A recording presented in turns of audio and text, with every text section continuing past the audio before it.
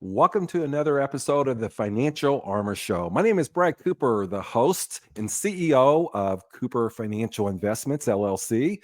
And as always, I want to welcome my awesome, amazing co-host, Tony Shore. How you doing, Tony? Great. I'm fantastic. Couldn't be better.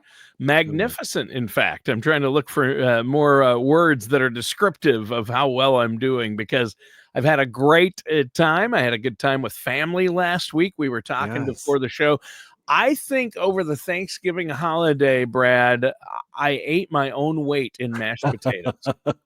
I think that makes two of us, Tony. Uh, you know, I think you may have the same problem I have. I am cursed with a beautiful wife that can cook, Yes, and same. Yeah. everything she makes, I just consume. And so I think I quadrupled the calorie intake for the day. Yeah, we have a lot of great cooks in my family. My wife and I aren't probably the best, but my wife is much better than I am, of course. But she is, when it comes to turkey and mashed potatoes and Oh, stuffing, my wife makes the best. So we had a great Thanksgiving here with our kids. And this is the following week. How was your Thanksgiving? oh, it was great. Just my favorite time of the year is Thanksgiving, and now going into Christmas, and Yes. just spending time with family and eating, of course, which we do very well. When you're talking about mashed potatoes and turkey, me being from the Midwest, I understand that talk, and also I understand what a true good casserole is. Which Oh, yeah. when I moved out here to Arizona about 10 years ago, that was a foreign term to a lot of Arizonians. Casserole, what's a casserole? But here's something that I'll share with you, Tony, um, in the next day or so. My wife came across a few years ago the most amazing recipe for a jalapeno corn casserole. And I put that up with mashed potatoes now and dressing, if not Really? better. A Yes. jalapeno corn casserole. Yes, it's not hot and Interesting. spicy, but it's very flavorful and, That sounds tasteful, and, delicious. it's nice and fattening, high in Oh, fat, high love in that. calories. Yes. Yes, now you're speaking my language. By Okay. the way, next week's show will be on fitness and Yeah, how yeah, to lose weight. yeah. How your, good health can help you save money in retirement, Well, I right? guess that should be my next guest, or at least going into the new year. We'll wait till January to focus on our New Year's resolutions and losing weight. How's Yeah, that well, sound? let's save that for next month. We're in December now and headed toward Right, Christmas. But that's in right. January, that would be a good idea to have a dietitian, somebody who can talk about Well, healthy living for seniors, headed into retirement. you're right, and, because one thing I realized, believe it or not, as we're both aging, and it seems like time goes by so fast, as you age, your hormones change, your body changes, and, sometimes, what you eat, um, makes a huge difference of weight and health versus what it did maybe 10 or 20 years ago. Right. Yeah, and I just it really does. It really does. Now, as far as our topic for today, Brad, Yes. what are we talking about today? Came across a great article talking about your retirement planning ages. And we're going to talk about several statistics that's article came across as far as, how younger people and even older people are viewing retirement and the confidence they have. And as I went through this article and read it several times, I said, how sad, you know, and I had a flashback when I went through high school. I went through college and graduated from college. And when I started this industry, I got angry. Why? Because what I learned the first 2 or 3 months, which I call common sense money principles, Mhm. were not taught to me in high school, were Yeah. not taught to me in college. And so that's one of the reasons why I love what I do, Tony. And I will probably never retire because it's not work. I take a very educational approach, and that's what keeps me going each and every day. And a I think lot of that's great. a lot of what I read in the article, still is true today. There's just such a lack of conversation and a lack of education still today on common sense money principles. Yeah. And for a lot of our listeners who are over 50 or over 60 out there, this is really something to share with your children, your Yes. grandchildren, your adult children. And if you are working with Brad or another financial advisor, bring them with, because Brad, I saw that too with my own kids and with myself. My parents never taught me like real world investing lessons or financial lessons. And if I had just put away every paycheck starting at 18 or 19 money into an interest bearing account, Oh, I'd be set right now. you're right. I mean, it is unbelievable. My daughter, who's 21, has opened a Roth and is putting money into it Wow. each and every month. Right. So, That's and I'm like, imagine if I had known now, if I'd known then what I know now. And how many times do you hear that from people you meet Oh, or that you tell a these? million times it seems like. So Yeah. true. Yeah. It is. It is. And So, what can we do? well, a survey of young adults, Tony, even those not struggling, are really pessimistic about retirement. 28% who plan on retiring after 65 really don't think they're going to be able to retire. Almost a third of the younger generation today. And after reading this article, my two daughters, which I'm so thankful and blessed, they work with me. Yeah. And one's 24, the other's 21. They're both married. And one thing I'll throw out when you mentioned your 21-year-old daughter, Yep. your daughter knows, my daughters know about money because they grew up in this business. Right. However, one thing I realized is maybe your son in laws, your daughters in laws may not have had that privilege or to grow up with that education with their families. So that's kind of what we're working on now. But what's sad is, especially talking to my younger daughters, they said, "Dad, this is true. Most of us, you know, don't have, much confidence." Mm. And my youngest daughter and my oldest daughter too went through high school, went through college, partially through the pandemic. And Oh, yeah, they that's that tough. put such a scar on them Mhm. and really changed their entire outlook on life. Yeah, and you know what? I bet it did. It was the same for my daughter. Both of my 2 Mm. youngest, Right. my 2 daughters, they did the same thing. It really in fact, my youngest, it really derailed her. It was in high school, and she really has had a Yes. hard time recovering since then, and she's in college now, but it just, hasn't been the same. She was doing so well up until that point, but, financially, I was surprised that none of my kids had, personal finance classes, and they weren't even offered until they were a senior, and then it's an elective as a senior, personal finance, and they all took it. And then they Right. start asking me the right questions, and I'm like, well, they should teach that from, in my opinion, they should start teaching personal finance from at least seventh grade on every year, and just get exponentially more in depth each year, right? Absolutely. In this article, which I agree 100%, the younger workers don't receive enough financial education. And Yeah, I don't know about you, Tony, but I reflect back 20, 30, wow, almost 40 years ago now, when we were in school, when we were in college, and I didn't have any classes on financial education or money at all. And what was interesting, and I'm going back a couple decades, and hopefully it's different today. After I got in this industry and started helping families and started helping a lot of teachers and professors, I realized they weren't equipped either with the education and information. Now, they were brilliant in the topic that they teach. However, when it come to money and financial retirement planning, uh, some of the worst, yeah, believe it or not. And then you look at money, you look at savings, but the article talked about the dilemma for young workers paying off debt and saving for retirement. Of 44% of young adults with both student loans and other debt, by the way, mostly credit card, yeah, there's no plan. They have no idea how to really go about, I guess, tackling the debt. and Yeah. most of them just And take saving for retirement on top of it, along with the right. debt. They're not saving for retirement because they're overwhelmed by debt, so they never get to the part where they're putting money away for retirement, right? That's right, and 100% focused on just paying off the debt and not saving.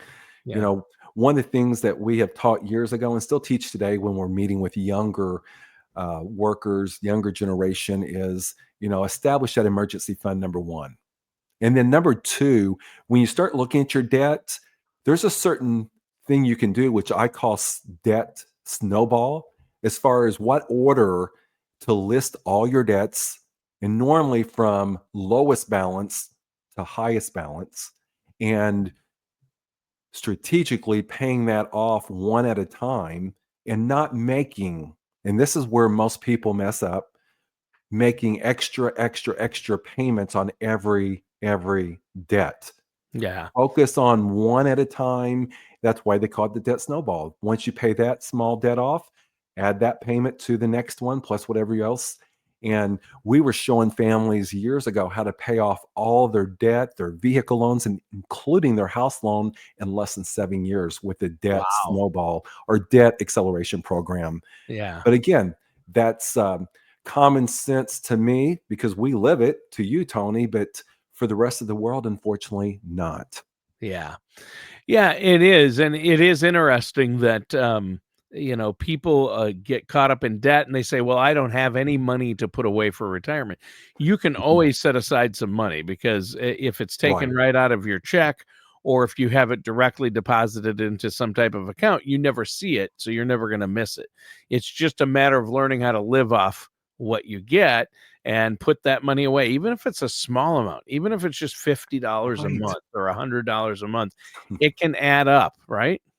That's right. I'm just reflecting back many years ago, Tony. I was teaching a Sunday school class at our church, and it was regarding money. And I took a lot of, great experts, Dave Ramsey, crownministries.org. I added a lot of my material to it. And I'll Sure. never forget this one Sunday morning, we were going through debt and savings.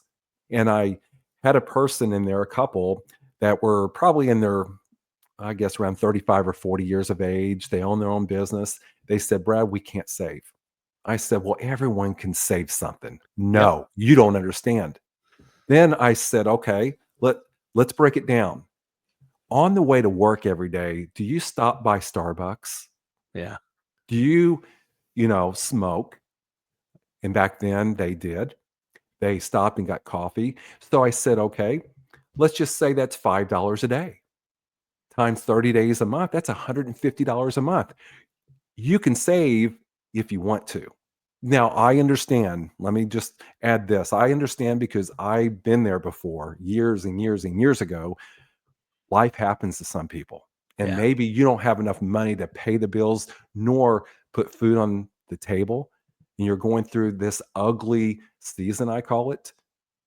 But once you get out of that season, whether it's $10, $25, $50 a month, start doing that. You And once you gotta do start that, somewhere, and the sooner you start, the better. I mean, if I'd known then what I know now, I say that all the time. I mean, I look at my daughter and say, "You are so fortunate," right? I tell my kids that because yes. you need to be putting money away and you're already saving up that emergency fund and then you'll be building up your retirement funds and you're putting away already for these things. And if I had been doing that, it would make a world of difference. And time is what the average person has on their side for Yes, saving.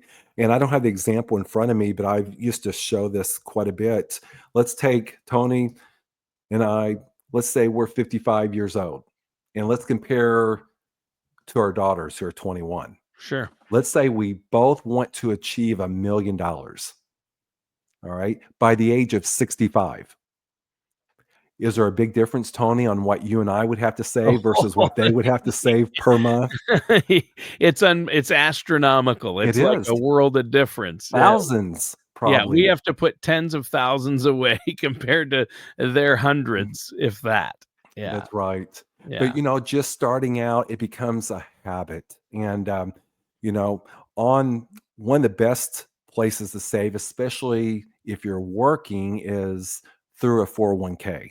And Yes. most companies still today match maybe 3%, 6%. Our recommendations, number one, if your company offers a 401k plan, take advantage of that. But if they offer a 401k Roth, that's the direction that you want to go Yes. versus a traditional 401k. But then take the money that they're matching, make sure you put enough money in there to match that. To And if get it's the full match. to get the full match, if it's a 401k Roth, save as much as you can, you Yeah. know. But if it's a 401k, put the money in just to get the 100% match and stop there, and then focus on Roth IRAs and other tax-free strategies that we have discussed. Makes sense. And a lot of people don't know to do that. And that's just one more reason to work with a financial professional such as yourself. And I just think that a lot of people don't realize these strategies and why that's so important. And I'm glad you brought that up. But, what I always say, and maybe we should have Mhm. t shirts made, Brad, save early, save often. Wow, so We true. just got we got done with the election season. The joke is vote early, vote often. I think we should save early and save often. And we have such a good role model. Our government, Tony, is a great role model. Well, there They're yeah, there they only have a what, 36 trillion plus of debt and keep spending. And that's where a lot of people go wrong. They look at what our government's doing, but you know what? They're not going to pay your bills. You got to take control of your money. I tell my girls this all the time. Either your money is going to control you or you're going to control your money. And the first step with that is identifying what money you have coming in and what debts and money you have going out on a monthly basis. You should have a list of that, whether it's an Excel spreadsheet or just listed on a yellow pad, and take control of your finances, take control of your money and your spending, and create, which we talked about, Tony, in the past, that nasty B word, yeah. budget, Uh-oh, right? budget. Yeah, exactly. Yeah, maybe we could call it a spending plan instead of a budget because people I just like that cringe better. or shy away or try to avoid budgeting.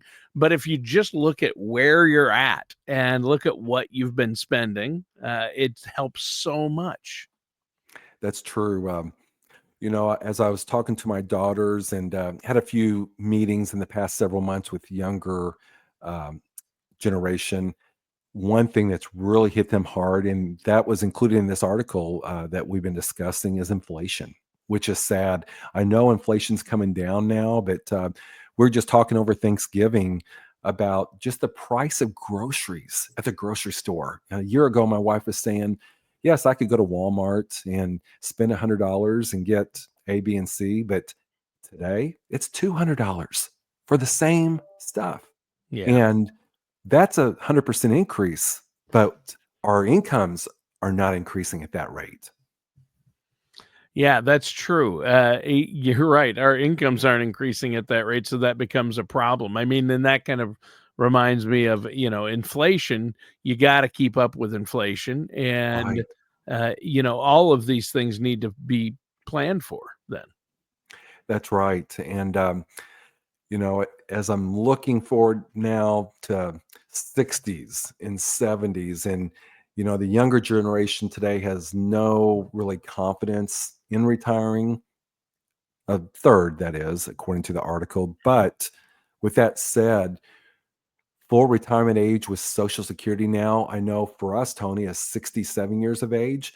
By the time they get there, it may be 70 or 75. Now, one good thing is with healthcare advancement and technology, we are living longer today. And some people love working, some people love their jobs, and they're finding that, yes, I'll work till 70, I'll work till 75. But I have always had a goal, and I always tell my wife this for the last 30, 40 years is I don't know if I'll ever retire, but I want to have the option to retire. yeah, And there's a big difference. there's a huge difference. I'll never forget. It's been probably about 2 years ago. I sat down with a client, and she was just miserable at her job, and to the point where stress was really making an impact on her health, and she was too young to retire and collect her full Social Security. But so we did an analysis. We did what's called an income report for her, and we looked at her assets, and she was pretty conservative overall. And we discovered, Tony, based on her goals, that she could retire today and walk away from that job, Yeah, which she calls just over broke. That just kept her just over just over broke. broke. But with that said, I said, wow, congratulations. I mean, based on your goals, what you want to live on, you could do that very conservatively for the rest of your life and not run out of money. Well, she left the office, and she said, wow, that's going to give me so many different options. Well, I met with her again 6 months later. I said, well, tell me what's going on. Are you going to retire? And she said, no, I'm not, Brad. Here's the reason why. Hmm. When I found out I could retire, my boss and other employees saw a different side of me, knowing that, yes, I want the job, but I don't need the job. So they started treating me much differently. And now it's an enjoyable environment. Isn't Right. that something? Yeah, that is something, and there's something to be said for that. I mean, working because you have to or because you want to are two different things, right? That's right. Yeah. And, if this ever becomes work for us, Tony, Oh, yeah, yeah. Nope. I'll tell you what, you and I are fortunate. I mean, you're we are. passionate about what you do and you care about it, and it really keeps you going. Same here. As long as my voice holds out, I'll be co-hosting Right. the show with you, and I love it. As long as there's tea and lemon and honey to help my voice Amen. after a long day of recordings, I'll be fine. But you know what? You make a great point, and it's all about having a plan. And just some of the statistics: 70% of young people today don't feel that they'll ever have enough to retire, and that's just sad because um, they can. They just need a plan, and no matter how bleak they think the outlook is, if they think it's economy or social security issues, if they work with a financial advisor and can start early and often, even with debt, you can work, like you said, there are ways and strategies. So if our listeners out there have kids or adult children who need help with this, they should bring them in with them when they sit down with you for an appointment, and give them some of this advice that we've been talking about on the show today. Yes, and we welcome that, Tony. Unlike a big portion of our industry that forgets where they came from. I mean, Yeah. that's the best way I can put it. When you get a phone call from your company investment firm saying, you know what, our minimum's $500,000 or $1 million, and that went below that, you can no longer work with us. Shame on them. We encourage our clients to get their children involved, bring them to their meetings, or, set up a meeting separately with our office. And we love sitting down and just pouring into the younger generation. They're so smart. And now we have technology on their side. And once they sit down with us, we put together a plan for them. It's exciting. Yeah. You can That is see that light bulb That's go off. great, and it's great that you do that. And like a lot of advisors aren't going to work with you until you're, getting ready to retire and have retirement savings. And it's part of it, and it's a large part of what you do. But also, debt organization, getting started with Right. financial planning. It's so important. So before we go today, let our listeners out there know, Brad, how they can get a hold of you and set up that consultation. Absolutely.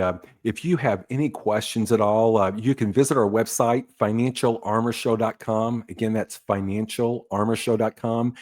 Type in your question. We'll be more than happy to answer that for you. Or you can pick up the phone the old fashioned way, call our toll free number 888-390-5277. Again, that's 888-390-5277.